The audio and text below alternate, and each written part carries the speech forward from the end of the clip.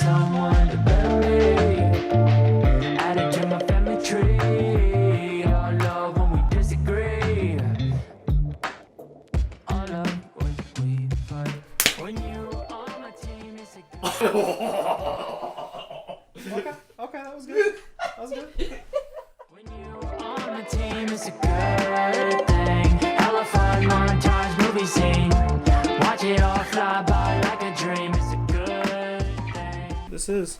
So if you're watching this, regardless of if it's on Twitch or if it's on YouTube, welcome to the first pilot episode for the new network we're putting on Twitch right now, which is going to be JMN, Joker's Movie Network. Something that we've kind of just wanted to do from the start. It never really worked. We wanted to do so many different things at one given time, and it was just a nightmare. Yeah, it started with some videos, and then it became its own thing. You might have heard of Silver Age Media. That didn't last long. But turns out two people can't produce an entire network's worth of content when they're also going to school or working 8 hours a day. So It just didn't work. we learned that one fairly quickly. Are you too pushed out of the frame? Am I? I haven't even looked at the... A little bit. Okay, sure. So I don't know if we can get close. It's okay. But yeah, okay. This is just going to be our regular thing we're going to do every weekend. It's going to be live on the weekends. We're going to be talking about all things TV and movies.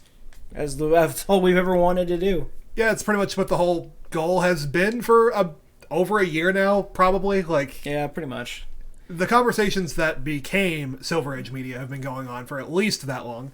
And then the actual channel ran for 2 months, and it just collapsed it turned to nothing. it collapsed out of need. Out of Honestly, necessity. yeah, so I have the original notes actually written in that notebook. I think it's the third drawer.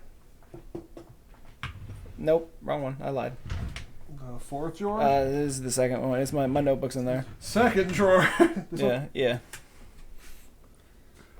Because this has all the notes from when we, right before we started, because we sat down one day, we were just talking, it's we wanted to do more of live talk show-esque stuff, really inspired by everyone over at Collider Video and the original owners of SourceFed with all of the different types of content they put out, and there was a lot to it, and we said, let's do all of it at once.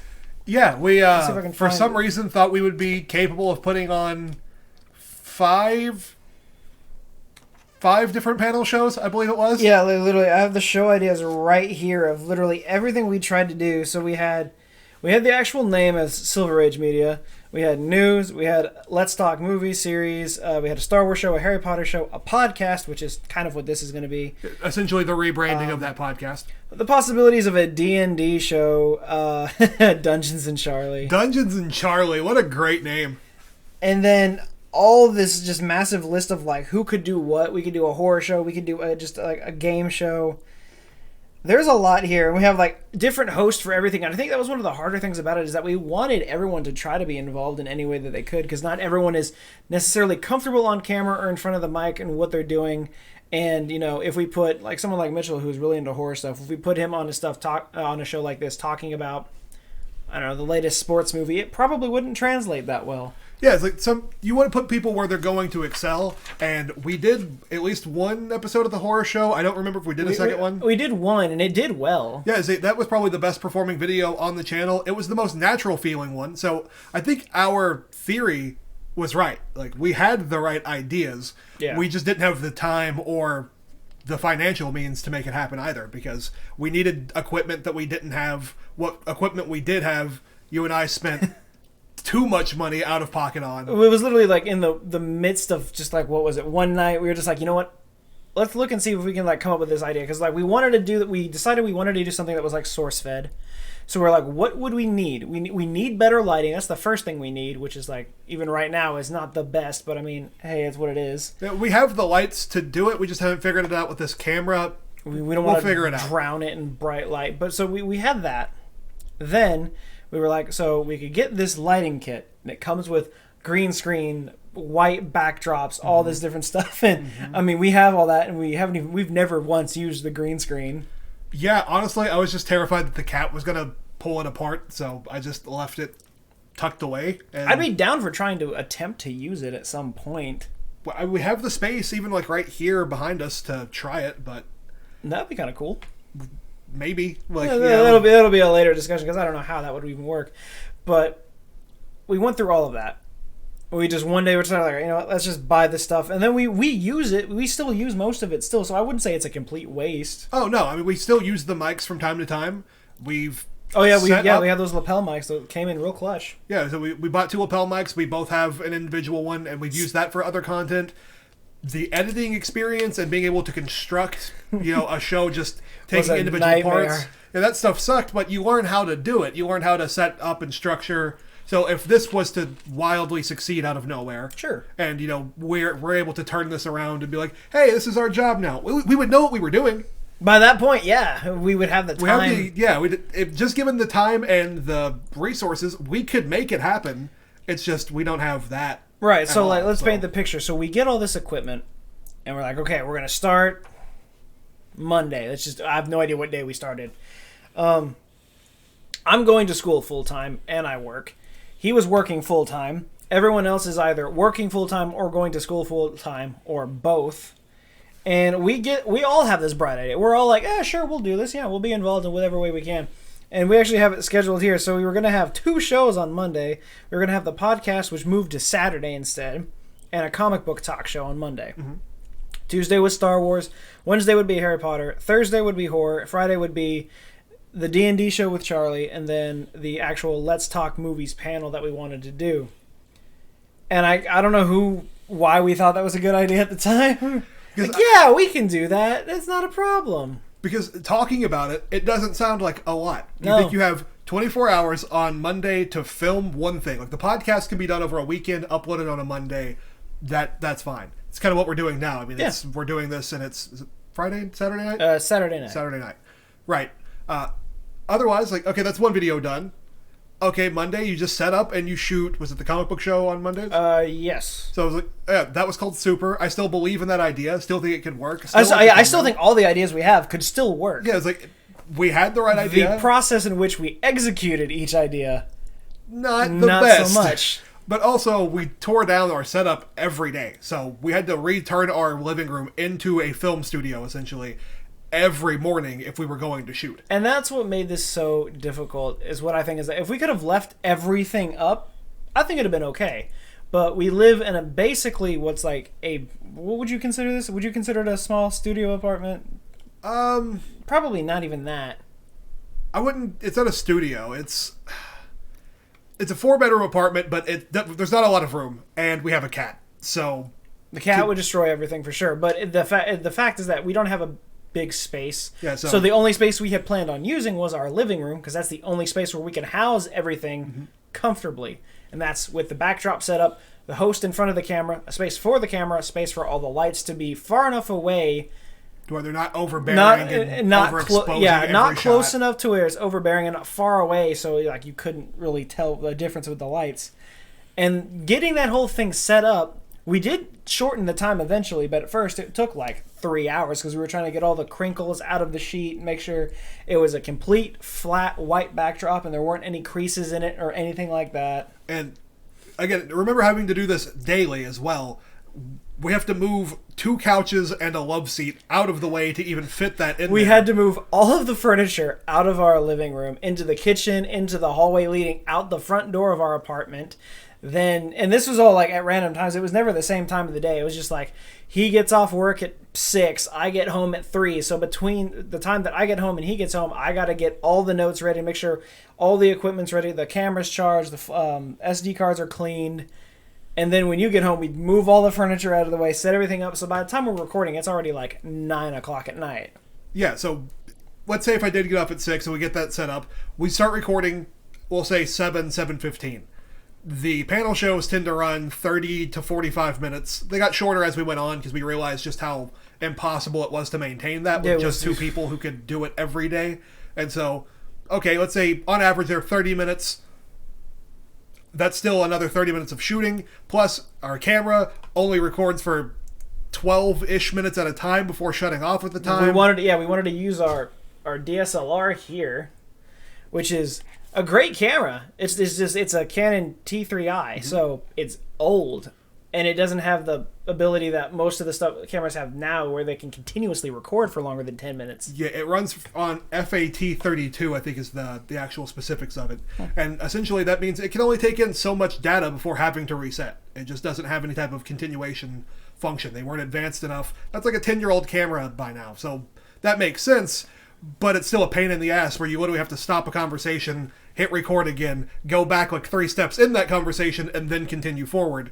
Doing that 3 times a video, 5 times a week. Assuming that the camera was going to hold the full 10 minutes and not decide to like randomly, you go through the full 10 minutes, reset the camera, and then it goes for like 2 minutes, and then you have to reset it, and then it just throws the audio out of sync. We had to sync up the audio every time. And then just creating enough graphics and an intro for all of those things, it was just, it was a nightmare. I had a lot of fun doing it, but in retrospect, that was the worst decision we could have made. It was literally like 16-hour work days before we could even start shooting. Like before we could actually upload our first video, we had to figure out how are we going to put all this together. And yeah, it was just, no thanks. For real. Thoughts on Society, says someone in the chat. Is Society a movie or a TV show? We live in a society. Okay, look. We saw that movie. It was good. But we're past it now. I guess. Yeah, I don't think I've thought about that movie once since leaving the theater if somebody else doesn't bring it up first. Are we talking about Joker? Yeah. Okay, I wanted to make sure. I was like, hold on. Am I thinking of the right movie here? Like, when I walked out, I was like, that was a pretty good movie. And then instantly, it just kind of left my mind. Like, don't know why that is, but I'm like, somebody brings it up, and I'm like, so now that we live in a post-Joker world, and I'm like, oh yeah, did I see that movie? Did I see that? Yeah, we did see that movie. The guy in front of us would not stop moving the whole time. Yeah, like, after watching Joker, just coming out of the theater and be like, well, it's still 4 p.m. What do I do now? Like, oh yeah, I forgot we got to see it earlier in the day. No, I was gonna say when the movie finished, we were sitting there through the credits, and like 3 theater workers were just sitting there like, "Are you guys gonna leave?" And I was like, "Oh, we want to watch the whole thing, man." I sit through the They credits, didn't say anything, but I figured they might have at one point. No, I think they were just watching, like, what are these guys doing? And meanwhile, I was like, well, that was... We're just like, huh. That was something. That was a movie. Just like, that was a movie that we watched, and I don't know what to think about it, but hey. But yeah, with the Silver Age stuff, man, it got us here, so that's cool. Like, we've learned a lot. We're ready to go. And I think I think most of this actually came out of the fact that when Christian Harloff left Collider, because, he was working with the whole group, he was doing a bunch of stuff, and at one point he was just like, he wants to move on, do his own thing, so he leaves, he starts the Schmodown Entertainment Network, and I was just like, he's done everything already. He wanted to come back to, I guess, more a simplistic thing, but more so just under his own control, so he was in control of everything. So he didn't have to, he just had everything under his own eye. And I was just like, you know what? That was the issue we had, is that we started with everything with no time for everything. We should have done something really well. We should have started with just one thing and built out. Do that one thing really well, then move on to other things. Yeah, that was definitely the first crux of the whole process. But now we've learned our lesson. We're back here. We cut our losses. We really cut our losses. We're like, losses. It's fine. We spent a lot of money, but we still put that money to use, so it's okay. But what a time it was. We had a great time, I will say that. And also, we didn't mention it earlier, Panda, thank you for the host. I don't know, and we got another follow here. Thank you for that, whoever that was. All my alerts, for some reason, don't want to work. So... no idea. Yeah, I don't know what it is. Here, let me try to figure that out real fast. But actually, no, it wasn't a good time. By the end of the 3rd week, we were just, like, drained completely. It was a good idea. It was a good idea at first. Until we actually started executing on it every day, and I'm standing at my day job at the desk, just, like, head in the clouds, people talking to me. I'm not understanding a single word that they're saying. Yeah, by that point, it was like, this I'm in class, and they're like, okay, so does anyone know the answer to this equation here? Or does anyone know what this chord is in this song? And I'm like, I bet if we push recording to 5, I have about 15 minutes to sleep. If then, I might be able to eat some ice before we record. I would literally walk out of work and be like, all right, cool, it is 7:30. I get home, I have to record one video, edit another video, then record a third video, and then I'm supposed to sleep. Didn't you break a tooth during one of those videos? I did break a tooth during the Shazam review. We literally got up for a break and then you broke your tooth. Well, yeah, we were like halfway through the video, and as we were talking about the cameras having to reset and all of that, the camera was doing its thing. We had to let it rest for a minute. I think it had just overheated and cut off our recording. So I had put on some food while we were finishing up the review because, like I said, we filmed in our living room, and our living room is directly attached to the kitchen, so I could see exactly what was going on. Had a timer set up and everything. Put in some chicken tenders, never even thought about it. Got distracted in the middle of the review as we were continuing. It ran a little longer than I expected it to. And by the time I pulled the tenders out, they had just overcooked to the point of being like rock hard. And I was like, fuck it, I'm still hungry, so I'm going to try to eat them. Eat it anyway. Yeah, and then I literally just snapped part of my tooth. It was not fun, but looking back on it, pretty hilarious. And it's like, yeah, I broke a tooth recording a YouTube video. Who has that story? Like, you do. Just me. I'm the only person. Only you. Could A do safe that. YouTube video, that is. Like, I wasn't like weren't jumping doing onto anything, something. yeah, I was in my living room talking about a comic book movie and Should work. literally broke my tooth. Aha! Nice. There we go. Now I'll actually see it if it happens. Anyway. God. So. God. Amateur hour out here. OBS. Look at you. Anyway. Yeah, man, this is... That lizard part was stupid. It's been a long run to get here, but I'm excited to get into this, man. I really am. To have just a simplistic thing of what we can and can't do. Yeah, just knowing it's like 1 hour or hour and a half, however long. Just one whatever weekend happens. day, whatever. You start small and then you build the empire. Then you build a Death Star, and there's some stuff about a family and a guy in a helmet. Well, see, that was the thing. I said this is just easily, it's the rise and fall of Silver Age media, much like the Empire, because no one expected either of them. Silver Age literally just popped up one day. We're just like, look at this thing we did. And same thing with the Empire. You could argue that the Empire was plotted from a while, which it was, but no one expected it. He was just like, by the way, we're now the Empire. It was the long con for the Emperor, but for everybody else. Yeah, it was for us. We were like sitting there trying to get the whole thing done, and we're like, okay, and now we have this thing. For everyone else, it was, oh, cool, nerds. But it was like the March of the year before we started shooting the Silver Age stuff, I think was the first time that you said to me, you're like, man, I really would like to do like SourceFed style content. And I was like, that would have been cool. And then that idea just kind of like sat in our heads for a while. Right around the same time that we decided we were going to write a book. Is actually just about the same period. Yeah, we just wanted to do everything. And I still make the joke that writing a book is a get-rich-quick scheme, because if it works and the book becomes a bestseller or something, technically it's the first thing that's made me rich. So it is. Therefore, it is the quickest fastest rich thing, scheme. the quickest thing that has made me rich. So my mom was like, don't think of that as a get-rich-quick. I was like, it's not. It's absolutely not. There's a lot of time and effort you have to put into writing a book. And then you never know if it's even going to come back to you. But if it did, if it works, if you somehow end up in the 1% and get like a huge movie deal, it's technically the fastest thing that's ever gotten you rich. yeah. So Therefore, it is technically a get-rich-quick scheme. yeah, It's not a pyramid scheme. It's a multi-level marketing pyramid scheme. Oh. Man. So yeah, it's time to hop into movies. We can talk about movies. What we got? I haven't seen any movies. You haven't seen any. I know Charlie makes the argument. I've seen 3 movies. Charlie, we watch movies with you constantly. Yeah, but he only remembers 3 movies. He's got like the squirrel brain thing going on. Oh, okay. So is it the squirrel brain, or is it like just really short memory?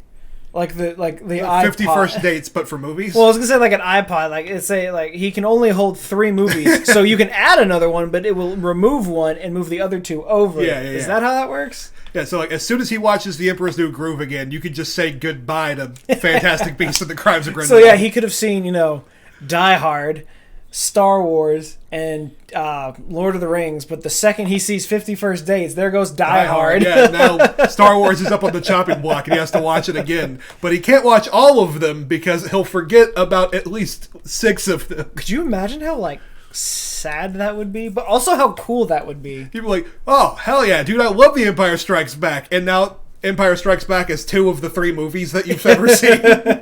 But like, think of it, though. Like, if you could only see, like, 3 movies in cycle before you've completely forgotten them, that'd be so sad, but great at the same time, because, like, in theory, you'd never get bored. Yeah, I probably would just never leave my house. And you'd also, like, you wouldn't have any knowledge of it. You'd just be like, oh, wow, I've never seen this. It's like, man, I feel like it was just like all these movies. Like, hold on, I don't remember that character ever showing up. Who is Thanos? But imagine, he was in the first just one. Just watch Civil War. I don't think I've seen that. Dope. One. Just watched Infinity War. Dope. Just watched Endgame. Ah, damn, Endgame restarted. Well, just watch Civil War. You're like, yeah, just watch Civil War. That was great. You know, everything's leading up to something big. I can tell. Just saw Infinity War. It was great. Oh, there's a movie I got to see before I see Endgame. So we got Captain Marvel. Sweet. Oh, but Into the Spider-Verse looks cool too. So I'm gonna watch that. And then by the time you go and see Endgame, you're like, is this part 2 to something? I haven't seen the first one. Because you just keep cycling through movies. That would be the worst memory ever. I'd be like, all right, you know what? Here's what we're doing. I'm gonna watch in order. Fellowship of the Ring, Two Towers, The Return of the King, and then I'm selling my TV. You'd kind of have to, yeah. And then you at least have one perfect memory of a trilogy. What about trailers? How would that function? You could see like 10 trailers. I was gonna say 6, like 2 per movie. I saw the trailer for Into the Spider-Verse. It looks great. I can't watch it, but it looks fantastic. I can never watch it again, but you know. No, you just can't watch it the first time. You're holding on to Lord of the Rings. Yeah, exactly. Speaking of Spider-Verse, there's some more news about that that's come out recently. We got some. It was announced that it's coming out. What is it? April. April of 2022. Yeah, and you said there's a director behind it. Yeah, Joaquim Dos Santos, the guy who did Avatar: The Last Airbender and The Legend of Korra, also did Justice League Unlimited. So huge name as far as animation goes. Was it Voltron that he also did? Yes, and the new Voltron on Netflix? Defenders of the Universe, I think is what that show is called. Nice. I happen to really, really like that Voltron show. 99% of the internet tends to disagree tear with you. apart that Voltron show, but it's meant for kids, 100%, and that's right up my alley. Also, that's coming from the guy that was making fun of his nephew for watching Young Justice, and then you're like, actually, this show's kind of badass. I make fun of my nephew for everything, and then it just happened to be that Young Justice was a good show. So, and you're just like, I was like, oh damn, I didn't realize that this was actually good. I thought, okay, now and not like Teen Titans Go. Yeah, that's kind of what I was getting from it, but then I watched like 2 episodes. I was like, I have no idea what's going on. You watch 2 episodes, you're like, there's actually a plot. Who would have thought? It's like someone got kidnapped, and they are working hard to save him. Don't know who. They're putting in overtime. Is that Robin? Good. So, now with the Spider-Verse 2, I don't want to speculate too much, because, well, I guess we can, but it just, a lot of people don't like it. It gets their hopes up and it's like, oh, you mentioned this. That would be amazing to see, but then we don't see it, so. Yeah, I think that has been a problem in a lot of other franchises, even like the MCU. People are like, oh, I saw the color green. That means the Hulk's going to be the main star of this next movie. And I'm like, I don't think that's how that works, buddy. I'm sorry to break your dreams, Timmy, but it just... I can tell you what I want to see, but I don't think it's going to happen. But, I mean, I'm not going to sit there and be like, well, you see, in frame 34, you can clearly see the tailcoat of... I saw someone's left shoe, and this shoe, if you go back to 1934... Issue 5. I've scrubbed through the trailer quite a bit on my own because I am a super fan of Into the Spider-Verse. From the first trailer, as soon as it released, I was in love with the idea. The night that it premiered here in town, I literally killed a D&D session because I needed to go see it. Everybody else was taking forever, and I was like, I'll play for an hour, I guess. But guys, I'm going. This has been my most anticipated movie for a long time. For life. Yeah, I was in love, dude. But we know that at the end, spoilers if you haven't seen Into the Spider-Verse, I'll give you 3, 2, 1, talking about it now. Miguel at the end has that little wristwatch, interdimensional jumper. What do you call it? The goober? I mean, yeah, whatever the little interdimensional goober is. But that character wasn't just a throwaway. It wasn't like they just got Tim off the street. No, they got Oscar Isaac. It's Oscar Isaac voicing him. You got Poe Dameron, leader of the Resistance. Exactly. So you clearly have some kind of plan for that character. Yeah. And not to default too much of what we were just saying, because I don't know that this is where they're going, but that does have some root in the comic books. Yeah. Spider-Geddon is an event. Hey, Panda. Thank you, brother. Panda, thank you so much for the sub. You're my favorite ever. Yeah, literally tier 1 human being. It's like you... Funny enough, it's a tier 1 sub. There you go. Tier 1 human being next to, who we got? Like Tony Hawk and Oprah. I was going to guess John McClane. John McClane's a good one. I'll take that.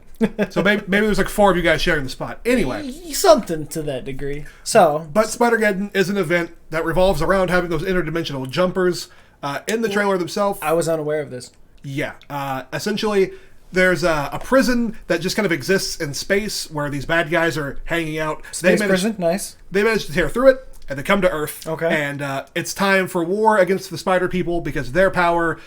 A lot of the middle, plot, cosmic. Yes. They need to kill the spiders, so the spiders all team up and fight back. Okay. Inside of the little trailer that they uploaded, there were hints of colorways for things that we've seen. The Japanese Spider-Man's color pathway. That thing was hilarious. We may have seen a Spider-Woman colorway. Spider-Woman like Cindy Moon Silk? Or is that... No, no, Spider-Woman is... red and gold. Yeah. I don't remember her name, but Cindy Moon's colors were in there as well. Obviously, Spider-Gwen's was in there. Miles is what the main premise of the trailer, like his colors that started all off. Yeah. Miguel's are in there. Something that you'll like. There is a reference to the Scarlet Spider in there as well. So there's a lot of cool little things you can go dig. There's a lot more that I didn't mention, but unless they're just toying with our emotion, which is entirely possible. Now, I would love to see the Scarlet Spider, but not so much Ben Reilly as much Kane Parker. But I don't think we're getting clones of anyone in this next movie. There was some clone timeline stuff in there. Don't play with my emotions. I need this to happen. I'm just saying. I want this to happen. They constructed it that way, not me. All right, I can only tell you what I saw by clicking frame by frame by frame by frame for an hour and a half in my room. Indeed, yes, you can go through everything. I literally downloaded the trailer and put it in Premiere and was just like, yep. Whoa, I don't know that one. Yep. How did you find that then? Did you just search like Spider-Man colorways and just see what came up? I may or may not just be a huge damn nerd. Well, you said you were like, yep, I don't know that one. Well, that one, yeah, that was like, I don't remember which one specifically. I think it might have been the Japanese one, actually. I was like, it was blocky and I couldn't read what it was saying. The trailer for the Japanese Spider-Man that they said was going to be appearing in Spider-Verse 2 was the funniest thing I have ever seen. I have seen little bits from that. Oh, the one that I didn't recognize actually was the 70s show Spider-Man, the animated... Oh, the cartoon one? Yeah, the actual cartoon. The where the meme comes from? Yeah, frame by frame. So you notice every single Spider-Man that could possibly be in this movie based on one trailer when there wasn't even a sequel in mind yet? The sequel What's the source code? The sequel's in mind. They've been talking about this for a while, and then they say, hey, it's, whatever, 2022. Okay, here's the little small teaser they put out, but yeah, it's like 10 seconds long, and I was just in there for an hour being like... You just click, yes, yep. Like, if you pay careful attention, that's like the animated Spider-Man adventure. Yeah. So that's like 90s TV show. Yeah, we got it. Not that it's needed, but I imagine that Miles is probably going to be the main focus of Spider-Verse 2. I hope so. I love Shamik. So if that's the case, then do we think we're going to be seeing more villains tied to Miles, or just in Spider-Verse in general? I think Spider-Verse in general. I think this was our Miles villain movie in the right. So I'm saying you could possibly get Venom or Carnage, Doc Ock. Well, we got Doc Ock. Another thing that was in the trailer: the Carnage's colors are in the. Well, would you look at that? And it's the reason that specifically is Carnage's and not just like another reference to something else. It's like chaotic and bloody, and it's pretty easily like this is. That's why I have 0 views. I said it was my birthday, and you just strum on. Well, for starters, I have 550 views, so that's mathematically more than 0. And yeah, whatever. And if you're referring to viewers, I have several of those, but it's fine. Again, the Carnage stuff is in there, which is great because we know Venom 2 running pretty hot with Carnage. We don't know exactly what's going on. Because the Carnage comic line right now is doing very well because they just went into, what was it, Ultimate Carnage that they just went into? Yeah, Ultimate Carnage is selling like crazy as well. So. And Ultimate Venom was a thing? At least I think Yeah, Ultimate Venom ran into Ultimate Carnage. Okay. No, Absolute Carnage, I think is what it's called. Absolute Carnage. Yeah. And it was Absolute Venom as well? Maybe it was Absolute Venom, but regardless, like they just had Venom and Carnage have huge runs, and if Sony is kind of going the way that Marvel does, typically they start putting out things that kind of look like what the plan is for the MCU, you know, in the comics just a little bit ahead, and then the MCU will pull it together and right. And I bring it mean, together. and it's a lot harder to do that, especially like with the Star Wars stuff too. It's like you can't just put stuff in comics or in books or in just games and stuff and expect to tie it into like the major motion pictures, because it's not going to it could tie in perfectly fine. The casual viewer is not going to know it. Yeah. And that's one of the hardest things. But it's also one of the sad things, because it'd be so cool if you could actually sit there and do that. The thing that I think is most promising here is that Spider-Verse brought in characters that other people just don't know. Nobody knew who Spider-Ham was. But in the context of the story, they brought him in and were like, hey, here's this goofy little cartoon dude, but he's got a mission, he's got a purpose, and here's how he's in this world. Yeah. I think you can do that for the rest of the characters, as long as you're careful, and make it work just fine. Now, having Joaquin Dos Santos at the head of the front, you know, he's very experienced in animation. He did JLU. He's done comic book stuff that people don't know. Yeah, so he absolutely knows like how he's going to handle characters that a lot of people don't know about, because the cast for JLU was dumb. I mean, yeah, there's a huge amount It of was people in that show. ridiculously dumb. Just so many people, which is great, especially because, you know, we got a lot of the Green Arrow in that show as well. So I'm thinking with someone like Miguel O'Harris, you know, it's Spider-Man 2099. Well, a lot of people do know about him, but I'd say the majority fan base probably doesn't. Yeah, the casual Spider-Man fan base barely knew who Miles Morales So was. I was going to say, yeah, even then, so you could take someone like that, pull it in, and just boom. Yeah, it's like as long as Make you it have like a way the next to, best thing, which is going to be sad when the actual movie drops in 2099 and we're not around to see it. I think that... Horrible selling point if they don't do that. Yeah, we'll see. There's been a lot of stuff in comics that we've skipped over and probably been better off for it. But It's fair. I do think that something like Spider-Verse is the first step to making these characters mainstream. Because when you take somebody who was popular in the comics, like the Ultimate Spider-Man run that he comes from, that Miles I'm talking about here, where he comes from, that's a good selling comic run. Yeah. People didn't love Miles, and some people do love him, like, throughout his whole history.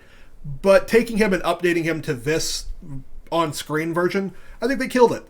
And I think Tom Holland's Spider-Man borrows a lot from Miles. And people are like, this is the best Spider-Man ever. And I'm like, that's why you need to go back and look. These comic runs have held this kind of comedy, this kind of character for a long time. People just weren't giving him the proper chance. They were buying him, but then being like, well, I don't know about this Miles kid. He's not really Peter Parker. It's like, Peter's a nerd. Miles was like a cool, like Afro-Latino kid. Like, that he's goes awesome. that goes to the thing that I always say about literally everything. It's like, oh, he's not so. Why does he have to be? Yeah. It's like the whole point of Miles Morales is that Peter Parker dies, and we need a new Spider-Man to come and take over. It just so happens to be Miles that ends up with the powers. And he does... I blame his uncle. Is culturally, like, in the right place, like, in New York. Yeah, it makes perfect sense for, you know, an Afro-Latino kid to be there and be like, yeah, like, 1,000%. this is...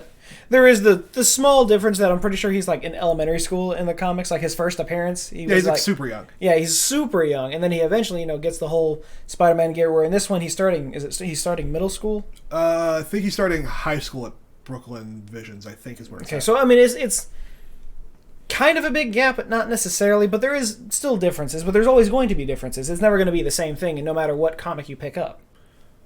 And yeah, I'm excited for Spider-Verse 2. It's like I said, it was my most anticipated movie of last year. I've watched it probably 100 times this year. It's I'm just. And I've come to watch it more and more and just enjoy it, because like at first, like I got sick literally hours after watching it, and was viciously sick for like 2 weeks. I was like in the middle of the theater, I was like, I just don't feel good, and the colors really aren't helping. But the more I watch, the more I'm like, yeah, the story of this movie is honestly like unparalleled with anything I've ever seen.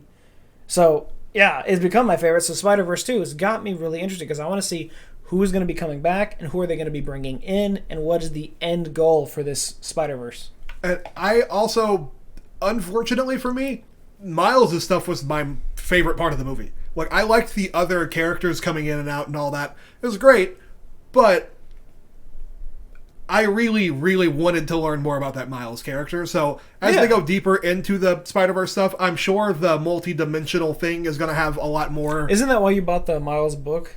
Yeah, absolutely. I love Miles. It's my favorite Spider-Man, unquestionable.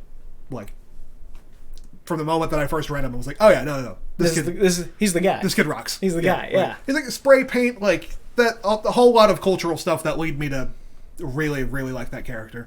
But like I said, his personal family life and struggling at Brooklyn and all that, I was like, yeah, dude, I want to see that for sure. And then they jump into the more comic booky fighting and universe tearing, and I'm sure that's going to be a huge focus. And that's not necessarily a bad thing. But if we, in a couple of years, just loop back around and go back into another Miles story, I wouldn't mind that at all. It would work, yeah. And I mean, I'm completely for that. But on that same thing, there's way more anticipated movies coming out, at least this year, than for a while. We had so much come out this year. We had Endgame, we had Far From Home, we've got Captain Marvel hit earlier this year, and there was a huge audience waiting for that. It was a massive thing for that. We had Joker that just came out, Terminator, which sadly tanked, and we got Star Wars coming up in December. But before that, we have The Mandalorian coming out literally in 3 days. Oh wow! It's on Tuesday. Jesus, yeah. Yeah, it's literally in 3 days. So that's like literally the most anticipated thing. I just want to get through the week just so I can watch that, because we're getting 2 episodes next week. So we got the first episode coming out on Tuesday and then Friday. Yeah. And I think they released times. I think SCN was talking about it. I think the first episode is going live at 3 p.m. Okay. I don't know what time zone. I imagine probably Eastern time. I would think so, but I mean, it could be Pacific time, which I mean would be fine. I just need clarification of that somewhere else so I can figure out what time would be best to watch it for everyone. Yeah. Because I imagine we're still going to be going around like the 6 area. Yeah, I think that was our plan personally, is our whole apartment, our friends are going to group up around 6 o'clock and watch it. Are we doing a review for that? Are you wanting to do that? I might. It's just going to depend. That's probably going to go straight to my channel if I do that. I'd like to. It just depends on like how many times I end up watching it after the first movie. Because what was the joke you made was that we start around 6. That's perfect time for everyone to watch it, and then a perfect time to watch it again an hour later after everyone's gone and done their own thing, and we still want to watch it again. Yeah, absolutely. Which is exactly what'll happen. I'll be like, wow, that was great. Let's watch it again. That's what I did with the Game of Thrones finale. And it's going to be hour episodes. I wish the season premiere would be maybe an hour and a half. But I mean, by the end of the week, we'll essentially have another Star Wars movie. I think particularly since it's going to be 2 hours by the end of the week, you don't need a longer intro episode. Yeah. You're waiting 2 days. I'll say, but yeah, by the end of the week, you will have a full, technically another Star Wars movie, so it'll be fine.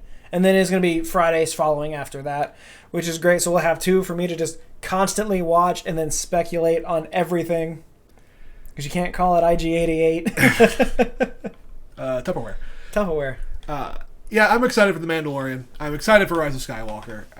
Star Wars, I think, is actually in a much better place than people have been indicating in the last year and a half. I'd like to think so. I mean, honestly, if you're voting solely off of the movies, no, it's not then that great of a place.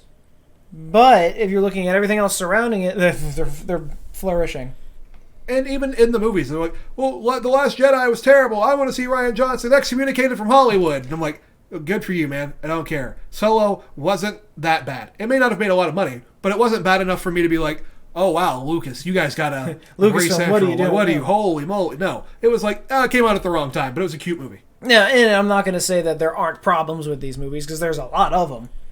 But not enough for me to be like, this is the worst movie ever. This is the worst director ever. You know nothing about film. Neither do you, man. Yeah, there are things that I would have done differently personally. But as far as actual quality, it's like, yeah, they're great. They're fine. JJ with the lens flares.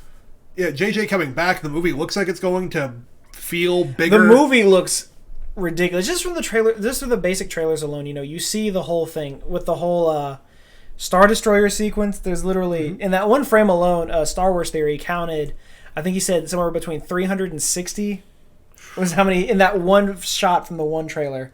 I was just like, well, so there was much. Yeah, Great. There's a lot. The movie feels like it's going to be huge. And then, as you were saying, going outside of the movies, you've got The Mandalorian coming. You've got Diego Luna show, Cassian Andor. You got the Cassian and K2 series coming out. We've got the Obi-Wan series that's going to start production in July of next year. Mm-hmm.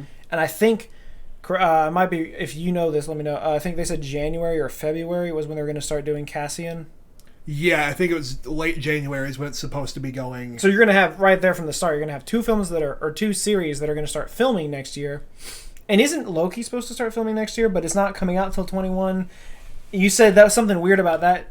I think it's already been filming for a minute, because there were those screenshots of Hiddleston standing out in the road like 4 or 5 months ago now. So, yeah, I have no idea. I don't know what's going on that regard, but going even further, the comics are doing great. Yeah. Galaxy's Edge is going great. There's not a lot of people there, but that's going to happen at every theme park. Every theme park, as soon as it opens, there's the big rush, then there's nothing. And then once there gets more attractions in there, it's fine. Because right now, like, the only ride they have is the Millennium Falcon one. But there's more coming. And even beyond that, like, they did go through their huge rush at the start. Yeah. And this isn't really attraction season. Like, it's really not. Halloween Horror Nights gets huge around, a couple of weeks ago. I imagine for December, Galaxy's Edge will be flourishing. Yeah, I'm sure people are going to go during the holidays. And then next year, as they add the second part, it's going to go. Yeah, and there's more stuff they're adding based off future films. Like right now, there's, I think, 2 attractions they're putting into Galaxy's Edge that are going to be based out of the Rise of Skywalker, which honestly, it's cool, but it would suck if you're a Star Wars fan and you're in charge of constructing the sets, because technically you've just spoiled the movie for yourself because you have to build it. That's unfortunate. Unless it's not actually like important to the movie, and you're like, oh well, apparently this ship is coming in. That's cool, right? But if you're like us, we would be like, but why is this ship here? What could this possibly be? For me, it wouldn't be that bad because like, oh cool, I'm putting in a B-wing. Nice. Oh yeah, I get to build a B-wing. I'd be coming over like, guys, there's B-wings in Star Wars again. Okay, don't ask me how I know, but I just know. Yeah, it's like that would be if fun. If I tell you, I'll get fired. Will you work at Galaxy's Edge? No. I got fired. Now, if you're going to tell me that, like, Maul is back... I would have questions. 9, I have several questions. His face was painted on, like, the new Death Star. Like, that would confuse me. I would have several questions for that one, and I'd rather we didn't do that. But it is overall, 9 is just going to be so great. I have a feeling. It's going to be action-packed. You're going to get the lens flares from JJ, which we all want to see. But just, in general, just movies filmed by JJ are just beautiful. They always just look great. Even the color is there, and the color is just great. I also talk about the books leading into 9. Like, there's so much going on. That whole world is, killing Resistance it right now. Reborn is literally on the bed behind me. That I'm going to start reading, hopefully, and I'll finish it before we see The Rise of Skywalker. And since there's characters from Resistance Reborn that are tied in from Bloodline, which takes place before 7, I'm going to have to read that too, which is fine. It just gives me more incentive to read the amount of books that I've bought and have not touched since then. There's characters from the Battlefront 2 campaign. There's characters Aftermath trilogy. Yeah, we've got Shriv and Zay from the Battlefront campaign, and they're from the DLC from the Battlefront 2 campaign that are going to be in Resistance Reborn. Then you have Snap Wexley, who was already in the movie, but his main role was in the Aftermath books. He's coming in alongside with his mother, Nora Wexley, and the return of Wedge Antilles, who had a big role in the Aftermath trilogy. Having them come back, we could possibly see more, which would be great.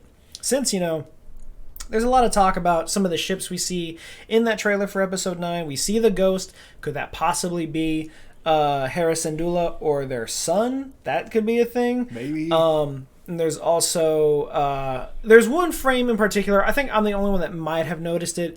There is a ship in the scene, and after looking it up, looks just like the ship that's used in the Aftermath trilogy. So I'm like, could this possibly be Wedge and Nora? Could this possibly be more Aftermath characters? Are we going to get Sinjir back? I really want Sinjir back. Please put Sinjir in the movie. And that if that is canon, if that's what they're doing, that feels like they're probably just like, here's a quick little... It doesn't have to be like a speaking role. It just be like, that's who that is. Yeah, there may be like even just the ship being like, that's a nod to them being just a nod, or if it's like all wings report in and you just hear them over the comms or something like that, I'd just be like, yep, that's all I need. That would be literally all I need. And honestly, I just thought of that, but I see that happening. I can see Lando saying something like "all wings report in," like he did in Return of the Jedi, and then just go kind of like quickly through everyone. You get Wedge, you could get Nora, you could get Harrison Dula.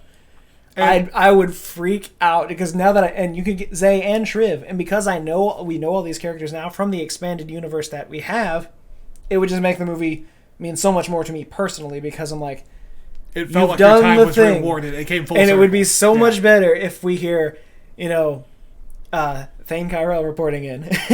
I would be just put Lost Stars in Star Wars. There are a lot of circles that could be pulled back together, and what I was going to say about going back to your comment about Return and All Wings reporting in, like the idea of that. We do know these characters now. It wouldn't just be like in Return when you're like, oh, cool, they actually have pilots that are there doing that. Red 5 standing by, Blue 3 standing by. Yeah, you're like, cool, Blue 3, nice to see you for the first time probably ever. Are you an extra? Like, yeah. But this time it'd be like, oh, that's Shriv, or that's Zay, or... That'd be so good. If the gods bless us, that's Thane Kyrell. If the gods bless us, Thane Kyrell, and maybe Sienna Reed changed her mind about the Empire. Well, it's spoilers. It's fun. The book came I out need in the like second book before we can get into that. Honestly though, if that happens like that, then I'd be flying to Claudia Gray's house, banging on her door, offering her Girl Scout cookies, but when I open the box, it's just... Where's Lost Stars 2? It's gonna be a printed out cover for Episode 9's Blu-ray release. Be like, your characters are in this movie. Where's the other book? I need to know what happened. You can't just put a 29-year gap between your characters. You just can't do that. It'd be like the late 90s, early 2000s movies where like the guy always ends up out in the girl's yard like playing a song or like singing along to he's something playing on the love speakers. song with the Instead guitar. it's just us playing like the binary sunsets just like with a sign in her yard. Where's Thane and Sienna? Where is Thane Kyrell? Lost Stars 2, please. Just rotating them like speaking cards. But I mean, there's the what was it, the Luminous project coming out from Del Rey with all those authors that have done Star Wars stuff before. Claudia Gray's name is literally at the top. So naturally, I imagine it's just supposed to be, these are the authors that are going to be working on stuff that takes place after the Rise of Skywalker. So all these books coming out are going to be post Episode 9, which is fine. I will buy it anyway. I own all of her books regardless. But in the off chance that because, maybe that was an issue. Actually, I'm almost certain that could be an issue that you have these trilogy movies that are coming out. Mm-hmm. These are important things that we have to get across before we go and fill in the gaps, because you might write something that could spoil Episode 9 if it hasn't even been made yet, or if it's in the process of filming. So that's why, especially, I don't not so much with Queen Shadow, but with Lost Stars, if you were to make Lost Stars 2, by that point it would take place throughout the sequel trilogy. Yeah. So you kind of need it done before you do that. And she's even said it herself. She's like, I want to do it, but Del Rey keeps shooting me down, and Lucasfilm is just like, you can't do that. And I'm like, I imagine eventually you can, but most of the story has to come out before you can go ahead and do the underlying stuff.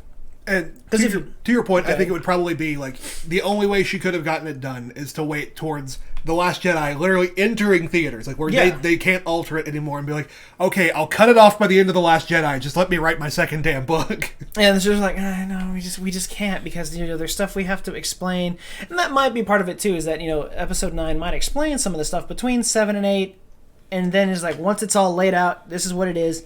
Then you can go and write the book, and we won't retcon everything. Well, there couldn't be much between 7 and 8. It's literally like a few hours. It's literally like 5 hours, but more so because there's a year between 8 and 9. Who knows what happened in that time?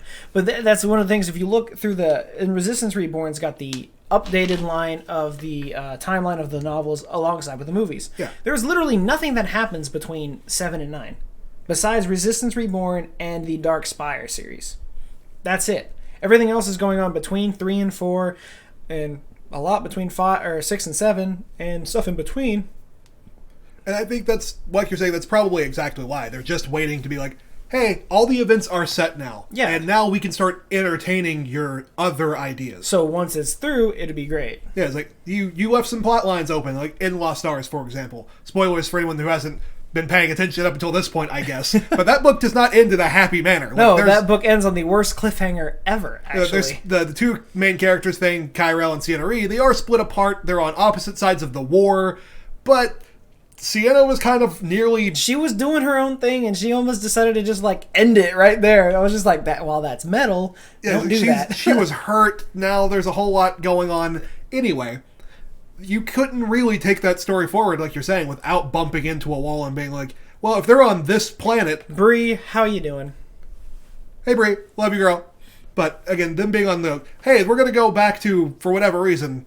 Mustafar or sure. whatever. Yeah, let's take it to Mustafar. That's exactly whatever where it's going. the story's going. Then whoever's writing 9 is like, but I was going to go back to Mustafar. Therefore, you can't do that. We're going to have to retcon your book. Delete your book.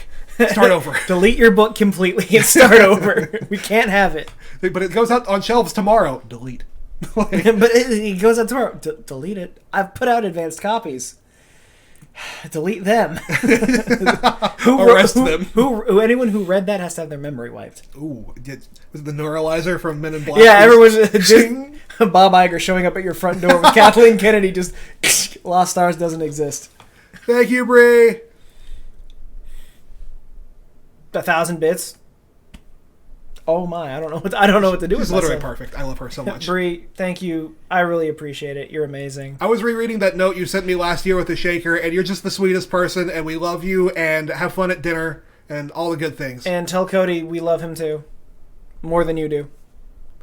Definitely more than you do, but less than he loves us. Just to, there has to be balance somewhere. Cody says hi. Definitely, almost, but certainly not maybe. Was that we are going to go to dinner. Hope you all have a great night. Thank you, Bree. You're amazing. You're the best. So Lost Stars 2. Yeah, we can't go to Mustafar. In summary, we need it. we can't go to Kashyyyk. We can't go to Mustafar. We can't go anywhere. All right, so we've talked about Spider-Verse. We've talked a lot about Star Wars. Now a question for you. Top 3 movies that you've seen this year. Was this the question that you wanted to save? Yes. Okay, I thought I was in trouble. Top 3 movies that I've seen this year. Yeah. So far. So what have we seen this year? That's my question. So we've seen Shazam. We've seen Shazam. We saw Captain Marvel. Mm-hmm. We saw Endgame. We saw Joker. We saw Far From Home. Wow, we've seen a lot this year. I think that's it, though. There was more I wanted to see, but those are it. I still haven't seen Terminator. I still haven't seen Zombieland 2, sadly. Oh, yeah, I haven't seen Zombieland 2 yet. Need to see that. Friend says he liked it, so that's good. That's a plus. It's a start. It's a start. Yeah, I really like the girl. I don't like her character in the trailers so much, but the girl, the blonde in Zombieland 2, that's like the airhead. That's the new one. Oh, what's her name in the movie? Madison. Yeah, that actress is hilarious. I don't remember her name right now, but she is incredible. I think adding onto your list, I think I've seen Annabelle Comes Home. Comes Home. You saw that? Yeah, me and Mitchell went. Oh, well, how was it? That was actually really fun. It's my favorite Annabelle movie for sure. I haven't seen it. I need to do that. Okay. So I've seen 5. Ninja Panda. You're cute Ninja too, buddy. Panda. Don't you ever forget that. How are you doing, man? Yeah, I've seen Annabelle Comes Home, and I saw Detective Pikachu. Oh, yeah. And I feel like there's one more. My brain is failing me right now. I have to question this now. I'm great. How are you both doing? We're doing all right. We're talking movies. Right now, he just asked me a pretty good question. He wants to know my top 3 movies that I've seen in theaters this year. I'm calculating through all of that right now. Honestly, this is a hard question. Endgame is undoubtedly a fantastic movie, but is it one of my favorites? I don't know. Joker was also pretty good, but I'm trying to, be reasonable and not be biased and weigh it against everything that I've seen. I definitely want to throw Shazam up there. Okay. Because I didn't know much about Shazam getting there, but it was still fantastic. I didn't know what to expect from it. I got the comic. I read that. That was pretty great. So now I'm just like, I need more Shazam, a character I did not know about before. So Shazam is definitely going to be up there. I can tell you that Star Wars Rise of Skywalker will be up there, but for now it's not.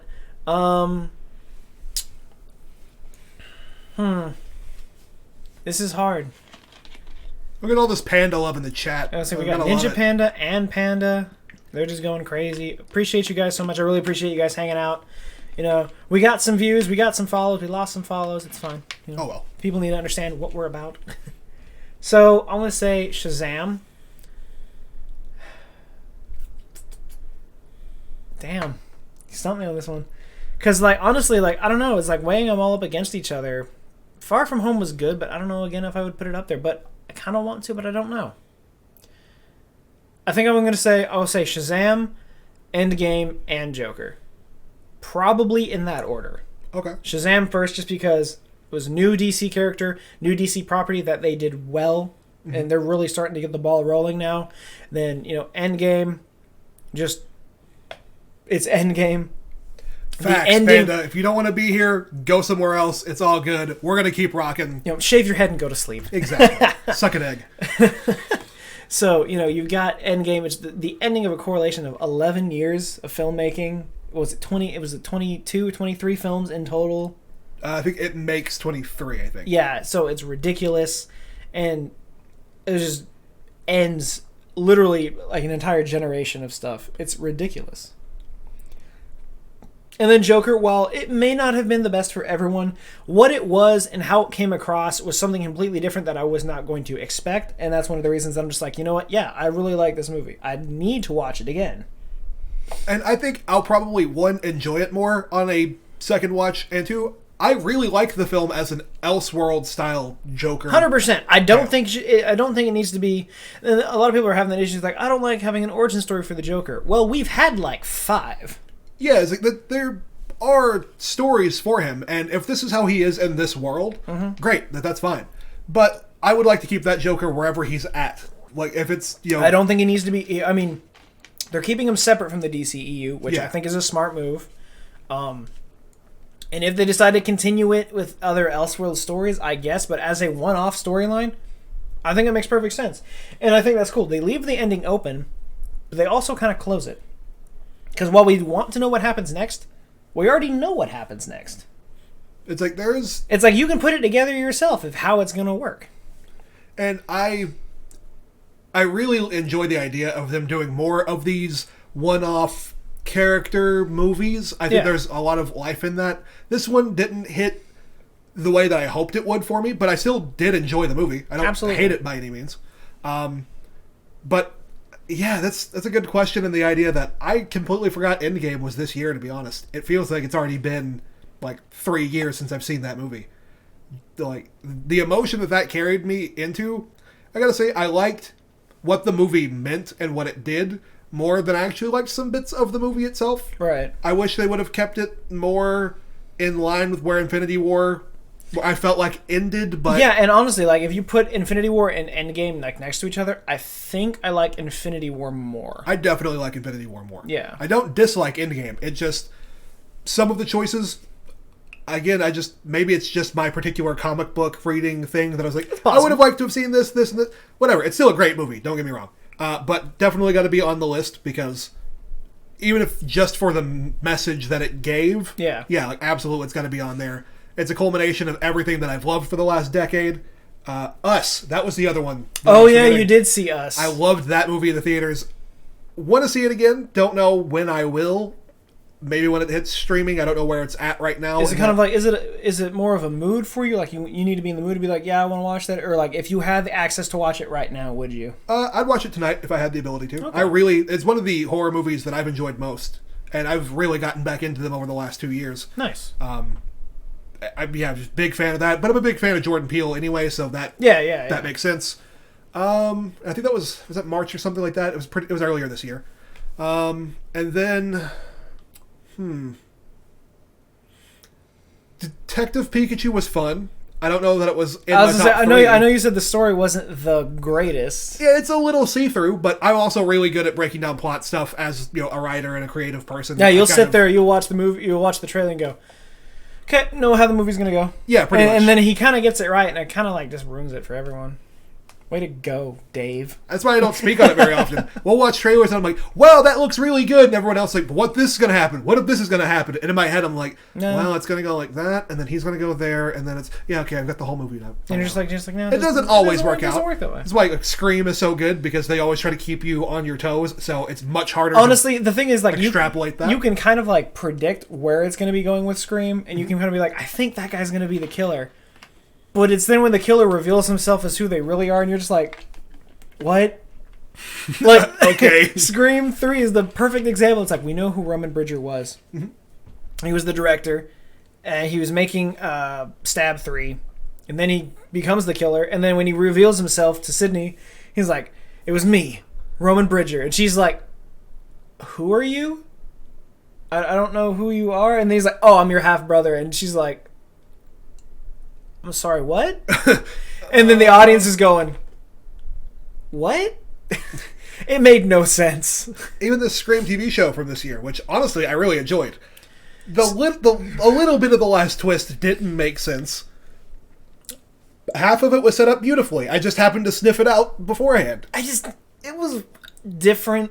Like, I see why they rebooted it. They dug the biggest plot hole ever. I think they just killed like one too many people in season 2, and I was like, well, now what are you planning on doing? They're gonna be like, and now we're focusing on the janitor this season. Because that was the weirdest thing. Is like the season finale felt like a holiday special. Like it was just a special episode that had no like weight on the actual main story plot at all. And then it ended. I was just like, what was the point of that? You killed the one guy we thought was the killer, and then they're like, we have to reboot the series now. And I was like, oh my god, you guys fucked up so bad. You literally just ruined okay. And then they rebooted it. And for what it was, I guess it was okay. I enjoyed it. I mean, I liked it, but looking back on it, I'm just like, I'd give it like a 4 out of 10, honestly. Maybe like a 5. 6. Yeah, because I'm only giving something a negative reaction if I like regretted wasting my time watching it. Well, no, would I watch it again? Probably, yeah. Like, I don't think it's just like it was the underlying plot of like. He's like, oh, by the way, I'm actually not me. I'm my twin brother. And I was just like... Yeah, remember the brother that we knew died? Well, I took his name, and now I'm him. That was just... Okay. I was like, there's so many... There's like, that doesn't work that way. There would be a lot of things tying into that, like doctor's appointments and stuff. There's a way to tell us who's who. That's a little weird. That's a little suspicious there. But also, what the fuck, dude? I haven't had to have anything proven from me in a long time. It's like everyone else trying to kill you and all your friends, they've just got off scotch-free. You're a horrible person. You're absolutely terrible. Like, wow, what the fuck? Yeah, dude. But yeah, third movie. What else have we seen this year? Oh, no. So what 2 do you have already? I had Endgame and Us. Okay. And then we've seen Shazam, Far From Home, Endgame, Captain Marvel, Detective Pikachu, and... You also said you saw Annabelle Comes Home. Booksmart. That came out this year. That's an incredible movie. I absolutely love that movie. We saw a lot this year, huh? Yeah. Was there something in January we missed by chance? January. Nope, don't think so. I like how our heads both just went immediately up in the air. Well, what else are they reading the walls. All our notes are up there. There's notes on the ceiling like, well, according to this, in 2017... I still wish I had seen Once Upon a Time in Hollywood. Oh yeah, I haven't seen that yet. I need to see that. Yeah, it does feel like there's something that we've missed, but was Crimes of Grindelwald this year? No, that was last November. Okay. Oh yeah, November, right. Wait, was it last November? Yes, it was last November. Yeah, because it was that followed directly by Nothing. Because we had no Star Wars movie that year. Yeah. Well, we did, but it was in May. I feel like so much time has passed since then. Yeah, everything's... But it's literally just been a year. Yeah. That's kind of scary. So, yeah, I guess... So you got Us, Endgame. I liked Far From Home a lot. The beginning of it is weird. I think it's shot entirely differently from the rest of the movie, which makes it feel like it stands out. But I haven't seen it since the one time in theaters, so maybe... I'm wrong, and it was just my eyes not adjusting to the screen well or something, but it felt super out of place. Otherwise, I really liked that movie, so that might be my third. So you're going to say that over Booksmart? They're probably like 3 and 4 right there. Okay. Yeah, I'll take that. Like, yeah, Booksmart by a hair. But Booksmart by a hair. Yeah, just because that movie is consistently funny. It's hard to do as well. Like, making a good comedy is incredibly hard to do. Yeah, after everything's just pretty much just like a rebrand. Like, literally, everything after Superbad was just the same movie. with basically like the same cast. Yeah, people go on runs like that. Like, even going back to Monty Python, it was like, that was it. Like, they were incredible. Yeah. And then as you go and fast forward a little bit, I'm not super well knowledgeable about that intermediate time. Right. But I mean, like the National Lampoon crew and Oh, that was huge for a while. There's the Ernest movies. Yeah, Ernest is kind of in there, but then you have like the Will Ferrell group, the SNL alumni that came from that direction. Did Anchorman. Yeah, then the Judd Apatow, Rogan, Franco, those guys, they had their own time. Jonah Hill, Seth Rogen, and Harry Osborn. Yeah, James Franco. And then Key and Peele had their moment where it was like people that they were friends with, like they were climbing up a little bit and doing more and more stuff. Obviously, Jordan now doing incredibly well in film. I have no idea what Keegan's up to. I was going to say, yeah, Jordan Peele seems to be just killing it right now. I know he was in Friends from College, and that show was hilarious. But I was going to say about that, because like Jordan Peele, when he mentioned about him like doing the new Scream coming from Spyglass, like I'm for it. I would love to see that happen. Yeah, he is right now, as far as horror goes, for sure my favorite director. And whatever he takes on next, if it's going to be something that's not horror, I'm going to watch that just as eagerly, because the man is spotless right now. Yeah, I think he's doing well, and I think he's just going to keep growing. And I think, this is what he's probably wanted to do for some time. Do the exact opposite of what he's known for, which is just doing a lot of comedy stuff. Well, he's talked about and said that this was his gateway in. He wanted to direct. He wanted to create things, but he had to get in the industry first. Yeah, I mean, yeah. And so, yeah, they come in and they do a Chappelle Show type show, and then once it succeeds, he was like, all right, cool. I don't have to worry about anything else. People know who I am now. And it did succeed, and he ended up just getting exactly where he wanted to go. Yeah, and I mean, props to him. I was going to say, like... architected it beautifully. And it's worked out so far. I never expected him to sit there and go through all this comedy stuff and then turn around and be like, let's do horror. And be like, I'm actually really good at this. Let's keep doing it. I'm all for it. There was a rumor earlier this year. I don't know where it came from, if it had any merit, but people kept attaching him to Gargoyles and doing a live action recreation of that. And I was like, cool. Dude, if I'm If I'm Disney, I'm just going to throw it at it. If I'm Disney, I'm going to give him the keys to the kingdom and be like, yeah, there you go. Have fun. Oh, yeah, 100%. Go for it. Yeah, I'd be like, okay, you want to make Gargoyles? Sure. It's coming to Disney Plus. It's going to be on there, so might as well. Yeah, it's like, plus, like, how could he miss with that? Like, you're like, oh, yeah, it's a property that's really hot right now. We're really relying on the success of Gargoyles. Yeah, I don't know about this Jordan Peele fella. It's like, you want to make Gargoyles? You know what? Sure, we haven't touched it since, like, 92. Yeah, literally, it would be like bringing up, what's the Miguel and Tulio movie? Road to El Dorado. Oh, yeah. Like, I want to do a live action one. It's not like, well, we have this live action TV show that we were already playing. No, it's been sitting on a shelf. It's been sitting on a shelf for years. It had its time. It came. It went. And I still think like those are individually, like, those are great properties that probably you could do something else with. Particularly Gargoyles, like doing a live action horror kind of TV show or movie for it would probably work out great. And if that rumor did come from any type of actual conversation or expressed interest from Jordan Peele, like, why would you even resist? If I'm Bob Iger, I'm literally knocking on his door with a neuralizer. Like, you never directed anything, but here's Gargoyles. You've never directed in your life. You're going to direct Gargoyles. Okay. Because I guess that's how it works sometimes. So yeah, rounding back to our original point, your three movies were Endgame, Shazam, Endgame, and Joker. Nice. Okay. And then Couldn't remember. Yeah, and you had Endgame, Us, and Us. Smart. Us. That was the one I was forgetting. Yeah. Us it legitimately is so good. I should have talked about that movie more on social media and on our channels and all that. Just didn't do it, but God, it's. I was gonna say I want to get more into the horror area. Like, I'm a fan of it. I watch this stuff all the time, but I need to get more into finding out the lore behind some of the stories, and then getting into it more and describing it more, because like my channel is like loves it. They eat it up, like with the Scream stuff. Like for some reason they just love it, and I'm like, great. I mean, if you guys like it, I'll do more of it. Absolutely. Parasite is coming out, I think, and maybe it's already in theaters. I think it's already.